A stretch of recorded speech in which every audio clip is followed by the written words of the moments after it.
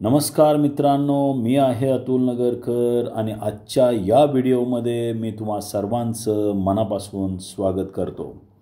मित्रांनो, 2011मध्ये नोव्हेंबर 2011मध्ये जी महाराष्ट्र सेटची जी परीक्षा झालेली आहे त्या परीक्षेतील पेपर 1, त्या परीक्षेतील पेपर 1मध्ये प्रश्नपत्रिका सेट ए, हा जो ए सेट आहे त्याच्यामध्ये एकूण त्यावेळी नोव्हेंबर 2011 या प्रश्नपत्रिकेमध्ये 60 प्रश्न विचारले जायचे आणि प्रत्येक युनिटवर 6 प्रश्न असायचे.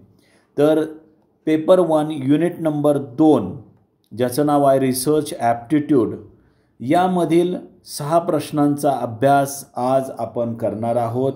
प्रश्नसंख्या 7 ते 12 आहे. तर या प्रश्नाच्या अनुषंगाने आपण संशोधन अभियोग्यता या युनिटमधील अतिशय महत्त्वाचे घटक आपण अभ्यासणार आहोत. तर या प्रश्नाच्या अनुषंगाने आपण जे संकल्पना अभ्यासणार आहोत त्यामध्ये फॅक्ट फाइंडिंग ॲक्टिव्हिटी असेल किंवा संशोधनामधील व्हेरिएबल्स असतील किंवा संशोधनामधील सेल्फ करेक्शन ही कन्सेप्ट असेल. संशोधनामध्ये डेटा कलेक्शन करत असताना संशोधक आणि ज्यांच्याकडून आपल्याला माहिती गोळा करायची आहे ते यांच्यामध्ये असणारा जो संबंध आहे त्याला आपण रॅपो म्हणतो. रॅपो ही कन्सेप्ट आपण पाहणार आहोत. हायपोथिसिस कशावर आधारित असते हे आजच्या व्हिडिओमध्ये आपण पाहणार आहोत आणि की इन्फॉर्मंट म्हणजे नेमके काय याचा देखील आज अभ्यास या 6 प्रश्नाच्या अनुषंगाने आपण करणार आहोत. तर चला सुरू करूयात. तर या व्हिडिओमधला हा पहिला प्रश्न आहे बघा. प्रश्न काय आहे? संशोधन म्हणजे नेहमीची क्रिया, वार्षिक क्रिया, नैमित्तिक क्रिया, सत्यशोधन क्रिया.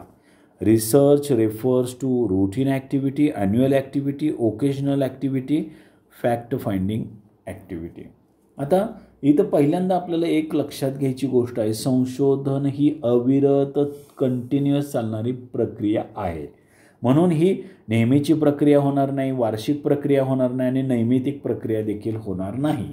तर research refers to fact finding activity. D is our answer. D is our answer. सत्यशोधन क्रिया आहे. अजून संशोधनाची वैशिष्ट्ये 2 आपल्याला पाहता येतील. संशोधन म्हणजे नवीन माहिती शोधणे, नवीन माहिती शोधणे. आणि अजून एक उद्दिष्ट आहे, research refers to develop a deeper understanding. म्हणजे काय? डीपर अंडरस्टँडिंगचा विकास करणे. यामध्ये या प्रश्नाचं उत्तर आहे research refers to fact finding activity. संशोधन म्हणजे सत्यशोधन क्रिया. डी हे आपलं उत्तर आहे. आता पुढचा प्रश्न आहे प्रश्न 8वा.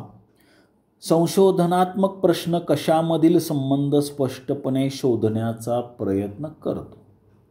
अ research problem is one which clearly seeks a relation between logistics, researchers, hypothesis, variables.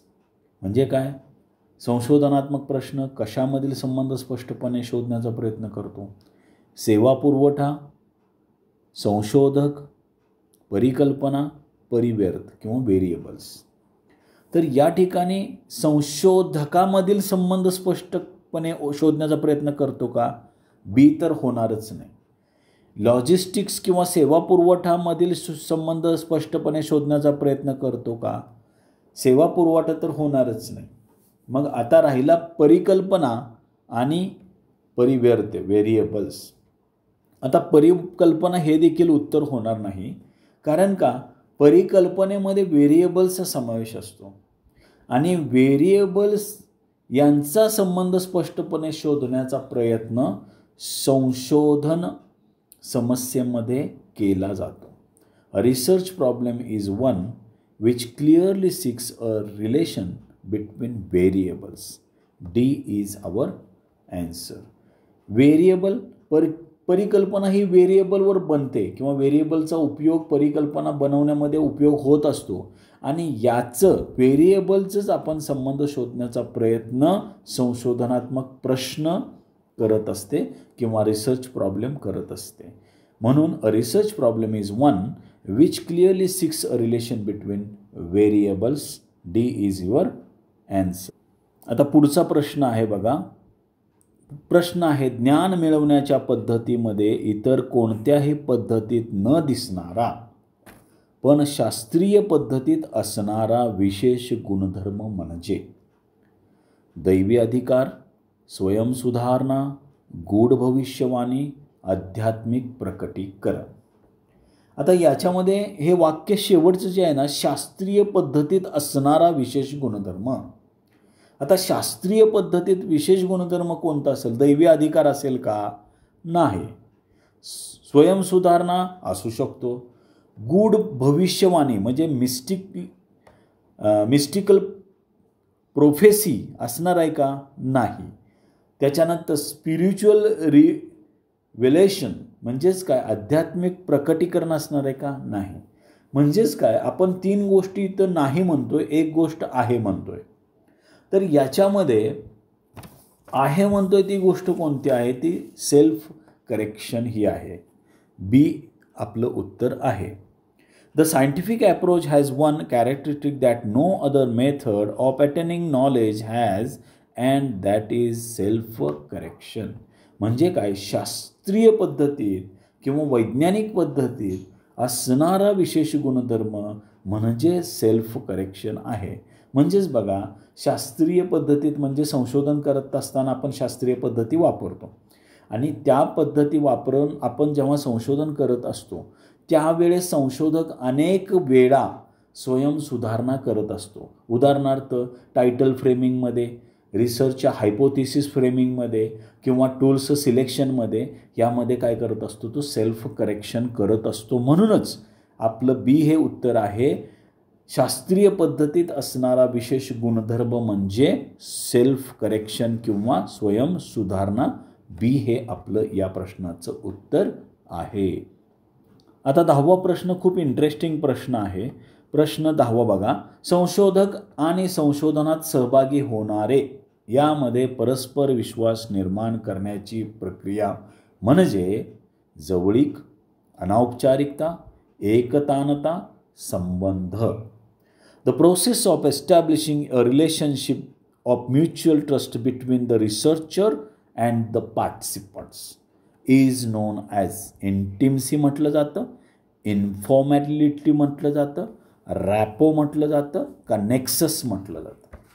तर या ठिकाणी 3 उत्तरं, एकच उत्तर आहे आणि ते उत्तर आहे रॅपो. सी हे उत्तर आहे. आता रॅपोमध्ये विशेष करून 2 गुण आहेत. ते 2 वैशिष्ट्ये कोणते आहेत? ते 2 गुण कोणते आहेत? तर त्याच्यामध्ये पहिलं आहे म्युच्युअल ट्रस्ट. म्हणजेच काय? रिसर्चर आणि पार्टिसिपंट या दोघांमध्ये एक विश्वासाचं नातं असतं, म्युच्युअल ट्रस्ट असतं. आणि दुसरी गोष्ट कुठली असते?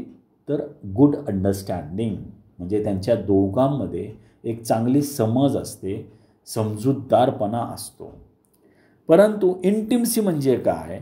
आता इंटिमसी यामध्ये it refers to deep personal connections म्हणजे 2 व्यक्तीमधील एक चांगलं कनेक्शन असतं आणि इमोशनल क्लोजनेस असतो. म्हणजे काय? इमोशनल क्लोज असतात ती 2 लोक. ठीक आहे. पण या सायंटिफिक रिसर्चमध्ये आपल्याला भावनिक जवळताची काही गरज आहे का? नाही आहे.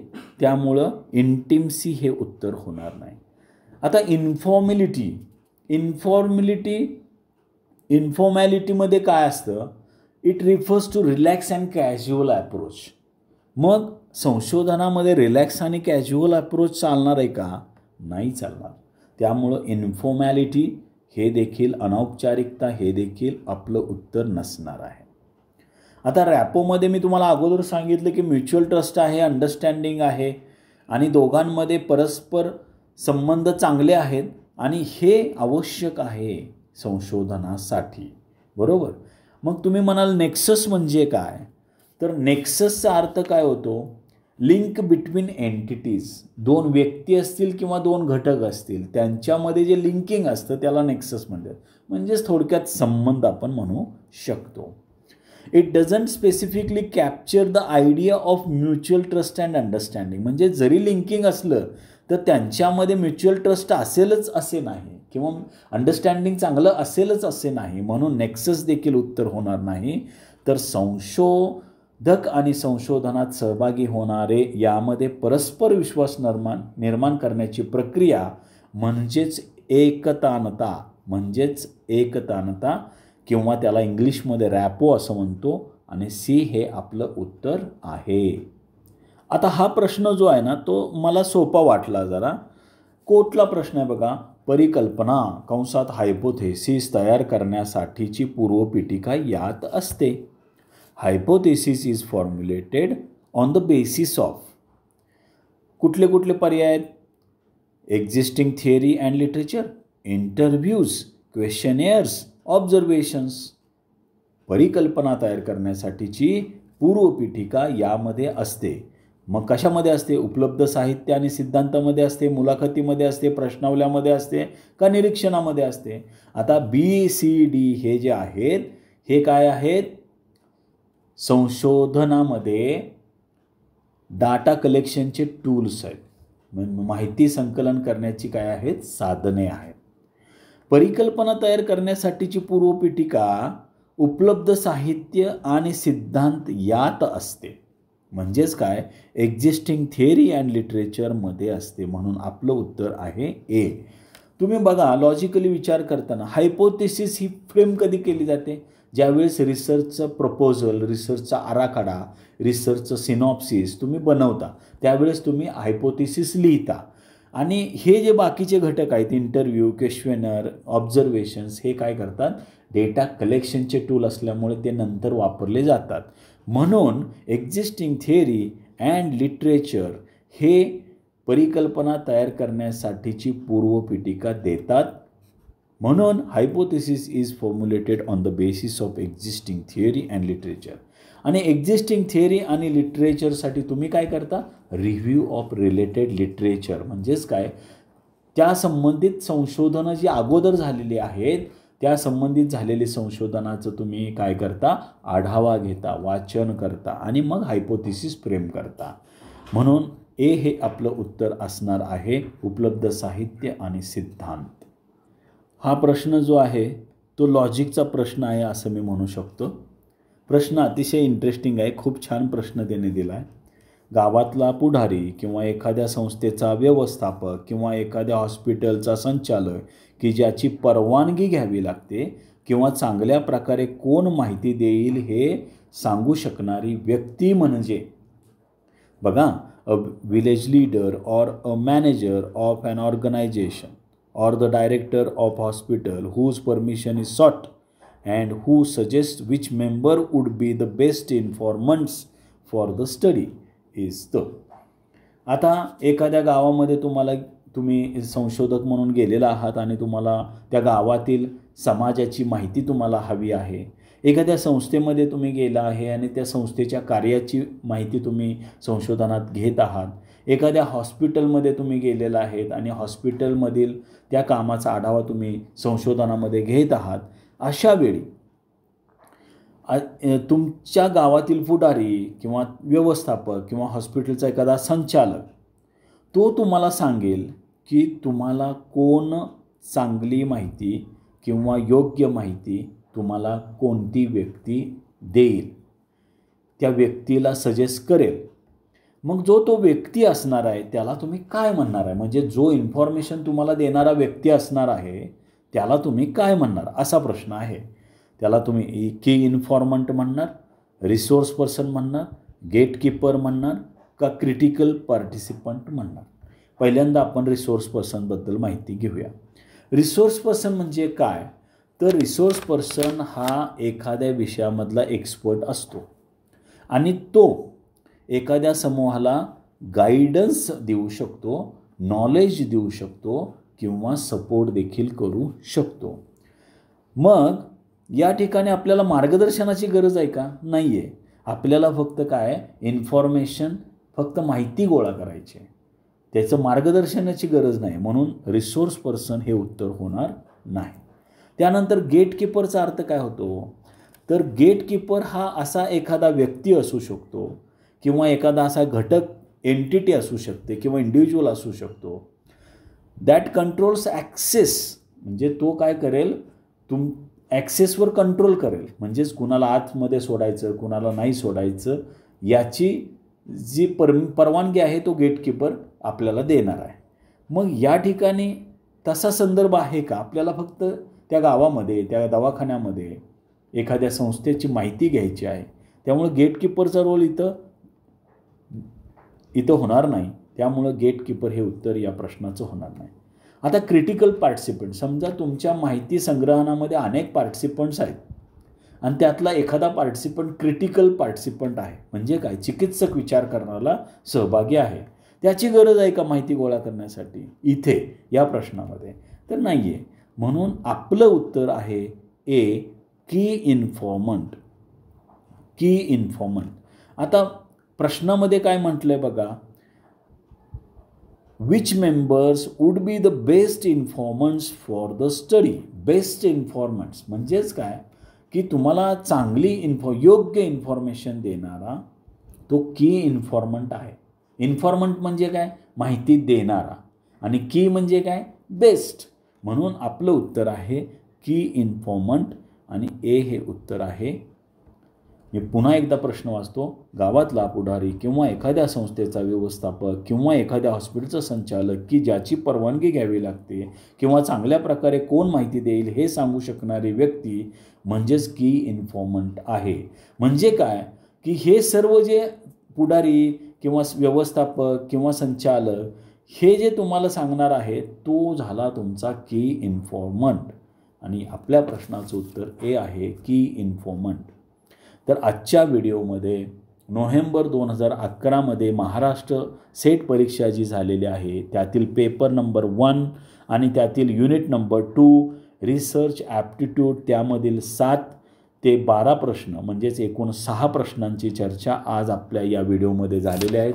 त्या अनुषंगाने आपण फॅक्ट फाइंडिंग ॲक्टिव्हिटी म्हणजे काय, रिसर्चमध्ये व्हेरिएबलचं काम कसं असतं, सेल्फ करेक्शन ही संकल्पना संशोधनात काय आहे, त्यानंतर संशोधक आणि सहभागी यांच्यामध्ये जो रॅपो असतो, हायपोथिसिस कशावर आधारित असते, इत्यादींची माहिती आजच्या व्हिडिओमध्ये आपण घेतलेली आहे. तुम्हाला ही माहिती नक्कीच येणाऱ्या सेट परीक्षेसाठी उपयोगी पडेल आणि जास्त मार्क्स किंवा रिसर्च ॲप्टिट्यूडमध्ये आउट ऑफ मार्क्स घेण्यासाठी हा व्हिडिओ उपयोगी पडेल अशी मला आशा आहे. तर आपण पुढच्या व्हिडिओमध्ये भेटणार आहोत आणि नव्या व्हिडिओमध्ये नव्या प्रश्नांसोबत. धन्यवाद.